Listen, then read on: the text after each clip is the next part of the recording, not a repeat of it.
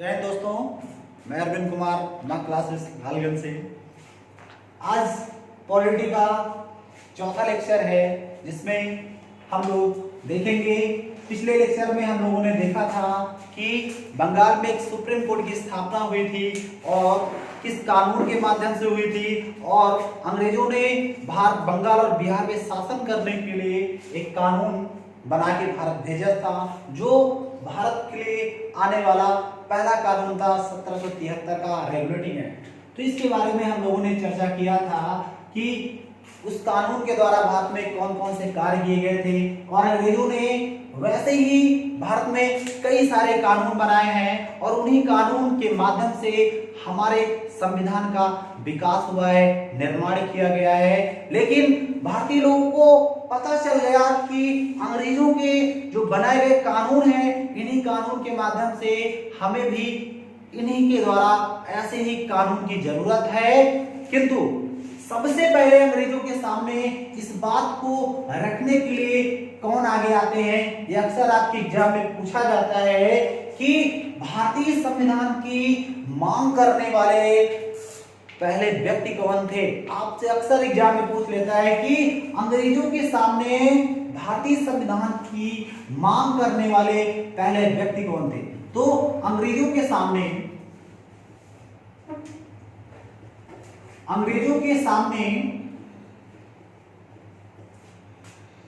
संविधान की मांग करने वाले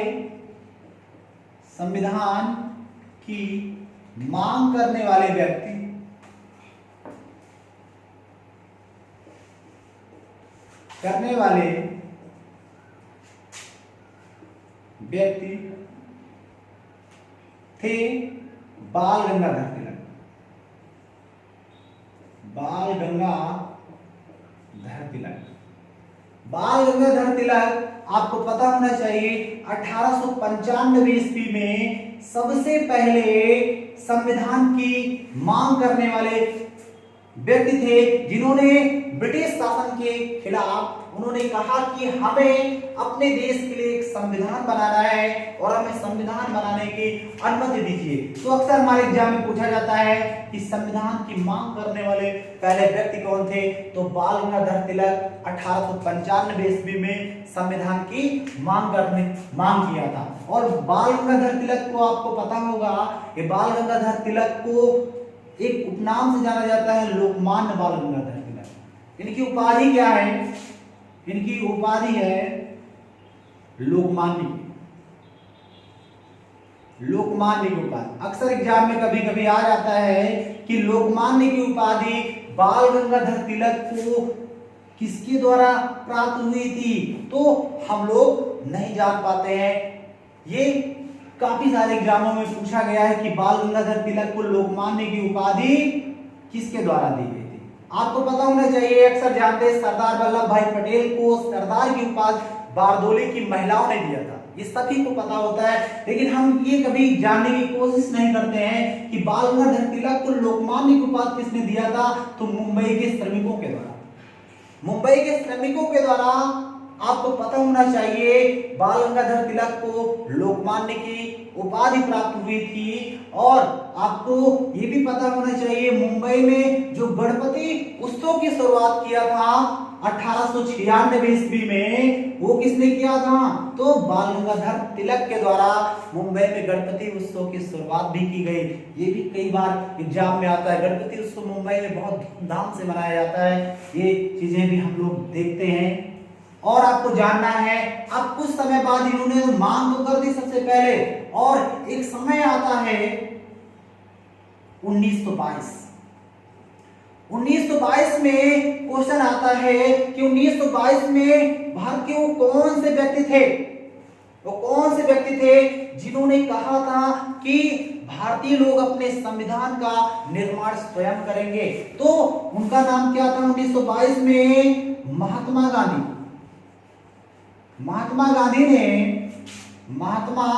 गांधी ने कहा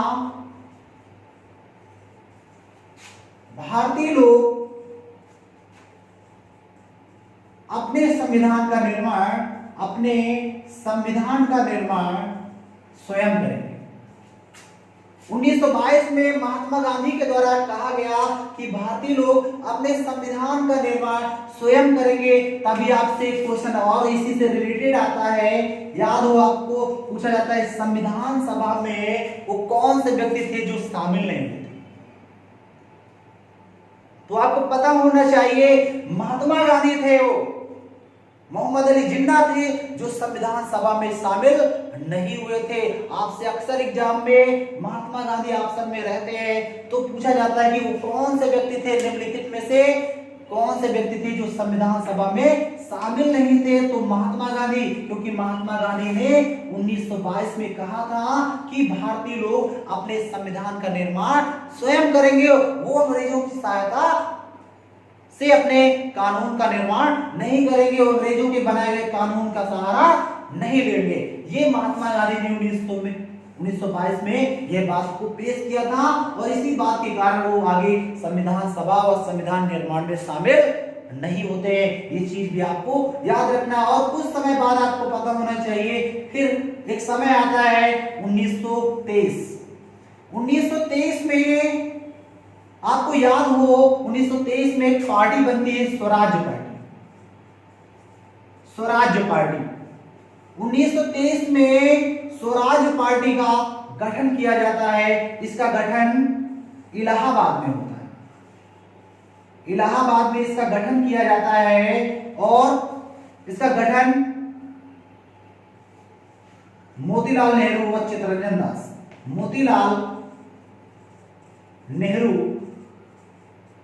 व चित्तरंजन दास के द्वारा किया गया। मोतीलाल नेहरू व चित्तरंजन दास के द्वारा किया गया इस पार्टी का गठन इलाहाबाद में, और इसका जो मुख्यालय, इसका मुख्यालय आनंद भवन बनाया गया। आनंद भवन, इसका मुख्यालय क्या था? आनंद भवन। और आपको याद होना चाहिए 1923 में एक पार्टी, अक्सर आपसे एग्जाम में पूछता है कि स्वराज्य पार्टी की स्थापना कब हुई थी। तो 1923 में स्वराज्य पार्टी की स्थापना इलाहाबाद में हुई थी, और आपको पता होना चाहिए इसका मुख्यालय आनंद भवन का किया गया था। ये चीज भी आपको ध्यान देना है। आगे ध्यान दीजिएगा कि आनंद भवन इसका मुख्यालय था। आनंद भवन में जब इसका मुख्यालय बनाया गया, और इसी पार्टी ने सबसे पहले एक कार्य किया। क्या कार्य किया? इस पार्टी ने सबसे पहले 1924 में सबसे पहले संविधान की मांग कर दी। संविधान की मांग कर दी। आपसे अक्सर एग्जाम में पूछा जाता है कि संविधान की मांग करने वाली पहले पार्टी कौन सी थी? तो यही स्वराज्य पार्टी है, जिसकी स्थापना इलाहाबाद में हुई थी।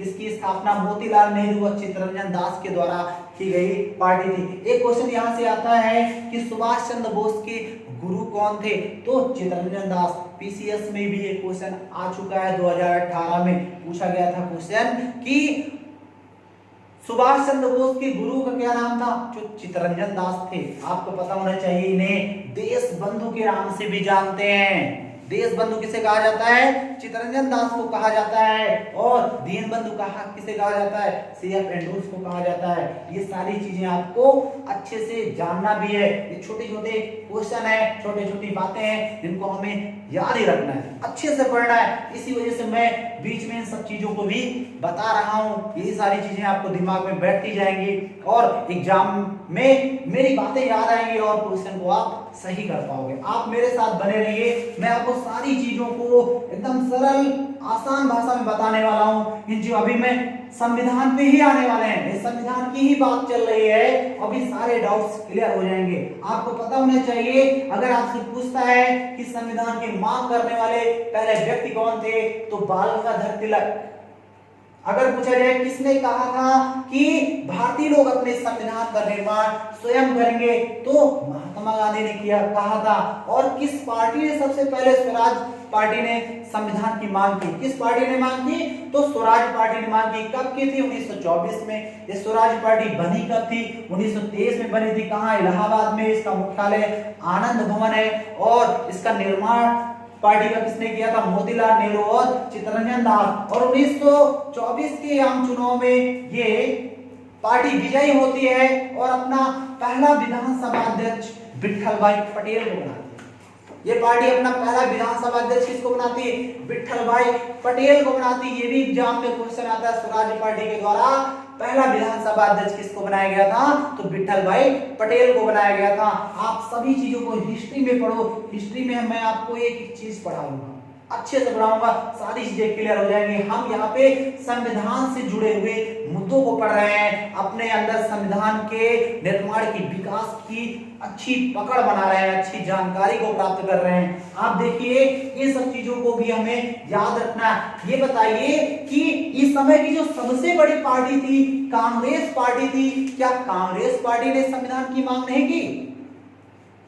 क्या कांग्रेस पार्टी ने, भारतीय राष्ट्रीय कांग्रेस जो हमारी है, क्या उसने संविधान की मांग की कि नहीं की? इस समय की सबसे बड़ी पार्टी है भारतीय राष्ट्रीय कांग्रेस, लेकिन भारतीय राष्ट्रीय कांग्रेस ने सबसे पहले मांग नहीं की, स्वराज पार्टी ने मांग की। भारतीय राष्ट्रीय कांग्रेस ने मांग की कि नहीं की, इसके बारे में भी हम जानते हैं। एक समय आता है 1937। 1937 में भारतीय राष्ट्रीय कांग्रेस का एक अधिवेशन होता है, फैजपुर अधिवेशन। फैजपुर अधिवेशन, फैजपुर अधिवेशन, फैजपुर अधिवेशन 1937 में होता है और इसके अध्यक्ष जवाहरलाल नेहरू को बनाया जाता है। जवाहरलाल नेहरू, पंडित जवाहरलाल नेहरू को बनाए गए इस पार्टी का अध्यक्ष इस समय थे। इस अधिवेशन में अध्यक्षता इन्होंने किया और इसी फैजपुर अधिवेशन में संविधान की मांग की गई थी। आपको याद होना चाहिए, एक क्वेश्चन आपसे पूछा जा सकता है कि जो इस समय की भारतीय राष्ट्रीय कांग्रेस ने संविधान की मांग कब की? तो 1937 के फैजपुर अधिवेशन में संविधान की मांग भारतीय राष्ट्रीय कांग्रेस के द्वारा की गई थी। और इस अधिवेशन का अध्यक्ष कौन था? तो पंडित जवाहरलाल नेहरू थे, जिन्होंने इस अधिवेशन की अध्यक्षता की थी। और यह एक ऐसा अधिवेशन था जो एकमात्र गांव में हुआ था। कांग्रेस के कुल 57 अधिवेशन होते हैं, जिनमें से एकमात्र गांव में हुआ था। वो कौन सा अधिवेशन था? फैजपुर। ये फैजपुर राजस्थान में पड़ता है, आपको पता होना चाहिए। राजस्थान राज्य का एक गांव है फैजपुर, जहां पर एक अधिवेशन होता है 1937 में। और इसी अधिवेशन में पहली बार भारतीय राष्ट्रीय कांग्रेस के द्वारा संविधान की मांग अंग्रेजों के सामने रखी जाती है। ये चीजें भी आपको, ये फैक्ट आपको याद रखना है। लेकिन लगातार आप देख रहे हो कि हमारे संविधान की अब लोग क्या कर रहे हैं? मांग कर रहे हैं लोगों के सामने, लोगों के अंदर कहीं ना कहीं देश में अब संविधान निर्माण की हलचल बहुत तेजी से हो गई कि हमें अपने देश के लिए एक संविधान चाहिए। ऐसे ही लोगों ने भारतीय संविधान की मांग अंग्रेजों के सामने रखना चालू कर दिया। लेकिन ये आप लोग जानने की कोशिश करिए कि मांग कर रहे हैं, लेकिन हमारा अगर संविधान बना है तो जब अंग्रेजों का शासन था भारत में, तभी इसका निर्माण का कार्य चालू हो गया। मतलब अंग्रेजों ने भारतीय संविधान बनाने की अनुमति दी होगी। तो आपसे क्वेश्चन अगला पूछता है कि अंग्रेजों ने पहली बार भारतीय लोगों को संविधान बनाने की मांग को कब अनुमति दे दी, कब मांग को पूरा करने का आदेश दे दिया कि आप लोग अपने संविधान का निर्माण कर सकते हैं? ऐसे कब मांग को पूरा कर दिया? तो आपसे एग्जाम में, अक्सर एग्जाम में पूछा जाता है कि ब्रिटिश सरकार के द्वारा भारतीय लोगों को संविधान बनाने की अनुमति कब प्राप्त होती है? तो अब हम आंसर नहीं दे पाते हैं। एक समय था, आपको पता होना चाहिए, क्या होता है 8 अगस्त 1940 को, 8 अगस्त 1940 को भारत में एक प्रस्ताव आता है, एक प्रस्ताव जिसका नाम था अगस्त प्रस्ताव। अगस्त प्रस्ताव 8 अगस्त 1940 को भारत में एक प्रस्ताव आता है, अगस्त प्रस्ताव आता है, और इसे विंस्टन चर्चिल ब्रिटेन से भेजता है। जो इस समय ब्रिटेन का प्रधानमंत्री था विंस्टन चर्चिल, उसने 8 अगस्त 1940 को भारत में एक प्रस्ताव भेजा, अगस्त प्रस्ताव। और इस समय जो भारत का गवर्नर जनरल है, गवर्नर जनरल, वो कौन था? Lord Lithgow. Lord Lithgow. ये समय भारत का गवर्नर जनरल एक ऐसा गवर्नर जनरल है जो सबसे अधिक समय तक रहा। आपसे पूछा जाता है, इससे क्वेश्चन क्या आता है कि भारत का वो कौन सा गवर्नर जनरल था, अंग्रेज गवर्नर जनरल कौन सा था जो सबसे अधिक समय तक रहा? तो लॉर्ड लिथगो। ये आपको अच्छे से पता होना चाहिए। अब आपको ये भी जानना है कि लॉर्ड लिथगो इस समय भारत का गवर्नर जनरल है और विंस्टन चर्चिल ने भारत में एक अगस्त प्रस्ताव भेजा है। ये अगस्त प्रस्ताव क्यों आया था, क्या था इसमें, आपको पता होना चाहिए कि ये जो 1940 का समय है, ये समय क्या था? इस समय द्वितीय विश्व युद्ध चल रहा था, क्योंकि द्वितीय विश्व युद्ध 1939 से लेके 1945 तक चलता है। 1939 से 1945 को द्वितीय विश्व युद्ध चलता है। द्वितीय विश्व युद्ध 1945 तक चलता है। क्या होता है? मित्र राष्ट्र और धुरी राष्ट्रों के बीच ये युद्ध होता है और मित्र राष्ट्र की सेना कमजोर होने के कारण ब्रिटेन पर यह दबाव बनाया जाता है कि आप का अधिकार जिन देशों में है उस देशों पे आप सेना का गठन करें और वहां से सैनिकों को मंगवाइए और मित्र राष्ट्र की सेना की तरफ से उन्हें शामिल कराइए। और इसी प्रस्ताव में ये अगस्त प्रस्ताव भारत भेजा जाता है और भारत के सामने प्रस्ताव रखा जाता है कि आप लोगों को मित्र राष्ट्र की ओर से शामिल होना है। इसी उद्देश्य प्रस्ताव से यह अगस्त प्रस्ताव भारत आता है। आपको पता होना चाहिए प्रथम विश्व युद्ध, ये प्रथम विश्व युद्ध भी आप जान लो। प्रथम विश्व युद्ध कब होता है? प्रथम विश्व युद्ध आपको पता होना चाहिए 1914 से 1918 तक। 1914 से 1918 के बीच प्रथम विश्व युद्ध चलता है। ये 4 वर्ष, कितने वर्ष? 4 वर्ष। और ये कितने? 6 वर्ष चलता है। आपसे एग्जाम में 2-4 फैक्ट पूछते हैं, उनको भी हम जान लेते हैं। इसी टाइम पूछा जाता है कि प्रथम विश्व युद्ध में कुल कितने देश शामिल? हमें सन याद रहता है लेकिन हम ये चीज नहीं याद कर पाते हैं कभी कभी कि कितने देश शामिल थे। तो अगर आपको सन पता है तो आप देश निकाल सकते हो। एक ट्रिक है दोस्तों, मैं आपको बताना चाहता हूं, उसे आप ध्यान से सीख लीजिए। प्रथम विश्व में देखें कि 4 में 1 माइनस कर दिया तो 3 और 8 में 1 माइनस कर दिया तो 7 हो गए। तो कितने देश शामिल हुए थे प्रथम विश्व युद्ध में? तो 37 देश शामिल थे। ये आपको देखना है कि प्रथम विश्व युद्ध में कुल 37 देश शामिल थे। और अगर आपसे पूछा जाए द्वितीय विश्व युद्ध में कितने देश शामिल थे, तो द्वितीय विश्व युद्ध में भी वही ट्रिक है कि 9 में 3 गए तो कितने बचे? 6 बचे। और 5 में 4 माइनस कर दिया तो 1 बचा। कुल कितने देश शामिल थे? 61 देश शामिल थे। तो ये चीज भी हमें अगर हम जान लेते हैं तो हमारी जानकारी के लिए बेहतर हो जाएगा। तो अक्सर आपसे एग्जाम में पूछता है प्रथम विश्व द्वितीय विश्व युद्ध कब से कब तक चला, किन सन को याद रखना है, कितने वर्ष चलता है और कितने देश शामिल होते हैं। क्या प्रथम विश्व युद्ध में भारतीय सेना नहीं शामिल हुई? शामिल हुई। आपसे एक क्वेश्चन अगर एग्जाम में पूछा जाता है कि भारतीय थल सेना का गठन कब किया गया, तो हम क्वेश्चन सन नहीं बता पाते हैं। तो आपको आंसर क्या देना है? प्रथम विश्व युद्ध के दौरान भारतीय सेना का गठन किया गया था। आपको याद होना चाहिए प्रथम विश्व युद्ध के दौरान 1915 में गांधी जी दक्षिण अफ्रीका से 9 जनवरी 1915 को भारत वापस आते हैं और गांधी जी प्रथम विश्व युद्ध में भारतीय लोगों को अपनी सलाह के द्वारा सम्मिलित करवाते हैं, जिससे अंग्रेज बहुत ही ज्यादा प्रसन्न होते हैं। और अंग्रेजों ने गांधी जी को इसी कार्य के लिए क्या कहा था? केसरी हिंद की उपाधि दी थी और भारतीय सेना का सर्जेंट भी कहा था। गांधी जी को 2 उपाधियां भी प्राप्त हुई थी, केसरी हिंद की उपाधि और भारतीय सेना का सर्जेंट कहा गया था। यहाँ पे तो भारतीयों को शामिल करा दिया था गांधी जी ने। और आपको याद होना चाहिए एक क्वेश्चन, अब यहाँ पे शामिल कराने के लिए अगस्त प्रस्ताव आया है। अगस्त प्रस्ताव में द्वितीय विश्व युद्ध में भारतीय लोगों को शामिल कराने के लिए एक प्रस्ताव आया है। अब यहाँ पे भारतीय लोग लगातार मांग कर रहे हैं कि हमें आजादी चाहिए और हमें अपने देश के लिए एक संविधान बनाना है, हमें संविधान बनाने की अनुमति दे दीजिए। अभी इसी बात को यहाँ रखने वाले है ना, और यहाँ पे तो गांधी जी ने मदद कर दी थी अंग्रेजों की। और क्या होता है, प्रथम विश्व युद्ध में जो व्यक्ति शहीद होते हैं, जो भारतीय व्यक्ति शहीद होते हैं, उनकी पुष्टि नहीं हो पाती है किसके घर के थे।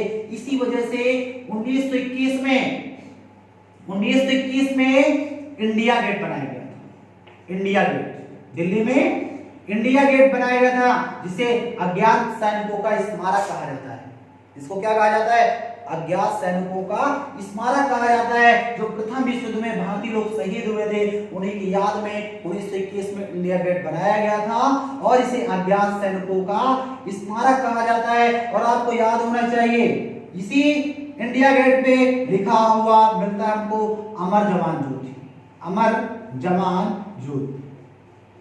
ये कब लिखा गया था? 1971 में लिखा गया था, जब भारत पाकिस्तान का युद्ध हुआ था।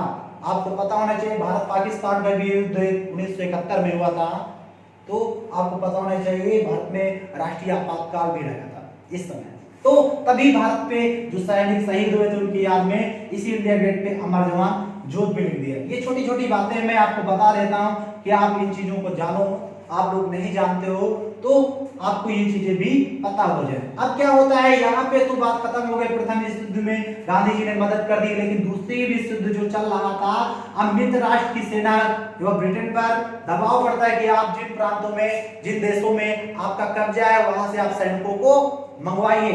और ब्रिटेन तभी अगस्त प्रस्ताव भारत भेजता है और अगस्त प्रस्ताव लोगों के सामने पेश किया जाता है। लेकिन भारतीय लोग अगस्त प्रस्ताव के विरोध में, अगस्त प्रस्ताव के विरोध में क्या करते हैं? अगस्त प्रस्ताव के विरोध में एक आंदोलन छेड़ देते हैं। आपको पता होना चाहिए 12 अगस्त 1940 को अगस्त प्रस्ताव के विरोध में एक आंदोलन छेड़ दिया गया, व्यक्तिगत सत्याग्रह आंदोलन। व्यक्तिगत सत्याग्रह आंदोलन, सत्याग्रह आंदोलन, व्यक्तिगत सत्याग्रह आंदोलन किया गया अगस्त प्रस्ताव के विरोध में। और यह व्यक्तिगत सत्याग्रह आंदोलन के जो प्रथम सत्याग्रही नेता थे वो थे जवाहरलाल नेहरू। जवाहर पहले सत्याग्रह नेता, इसमें विनोबा भावे को बनाया गया, विनोबा भावे। और दूसरे सत्याग्रह नेता, दूसरे जो नेता थे इसमें, वो जवाहरलाल नेहरू को बनाया गया।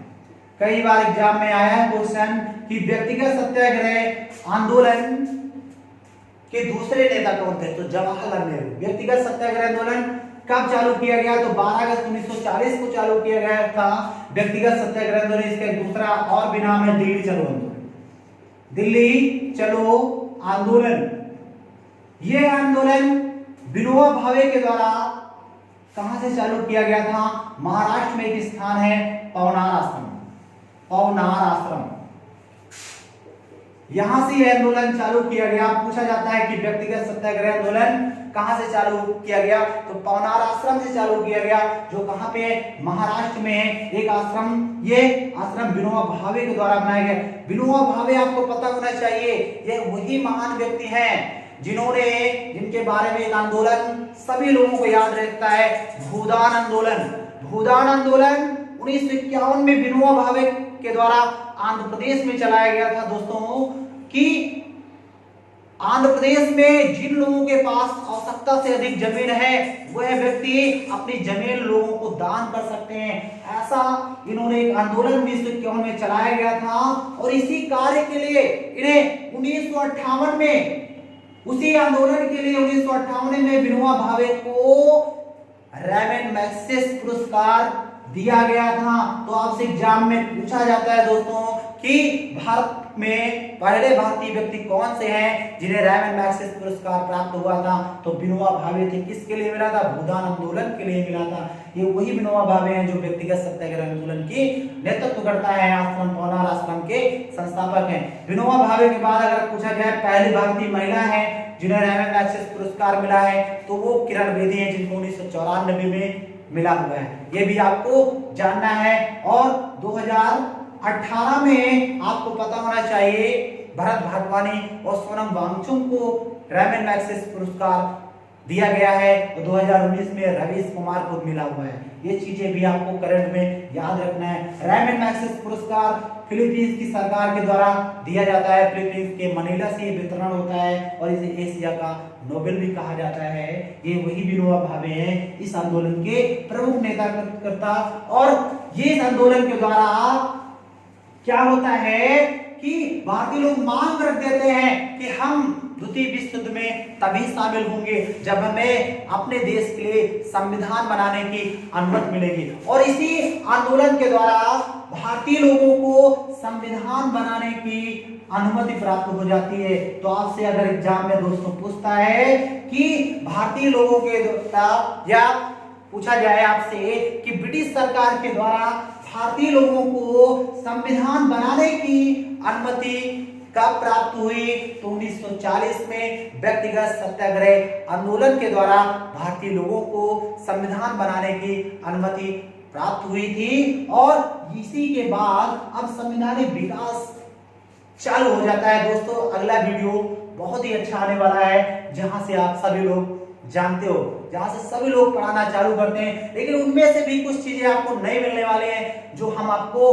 बेहतर ढंग से एकदम आसान भाषा में बताने वाले। बहुत सारी चीजों को आप जानोगे मेरे साथ अगर आप बने रहोगे, तो बहुत ही बेसिक चीजें जो आपको नहीं पता होंगी, जो हमारे एग्जाम में आती है और हम परेशान होते हैं किन चीजों को हम पढ़े, तो किस किताब से पढ़े, कौन सी बुक से पढ़े, वो चीजें भी यहाँ मिलने वाली है दोस्तों, जो हमारे एग्जाम में हमें क्या करेगी, हमें क्वेश्चन को सॉल्व करने में सहायता करेंगे। तो ऐसी बातों को भी हम अगले वीडियो में जानेंगे। दोस्तों इन वीडियो को 1 से 2 बार आप देखिए और मैं उम्मीद करता हूं ये आपको अच्छा लगा होगा और चीजों की बेशक समझ होगी। जय हिंद दोस्तों।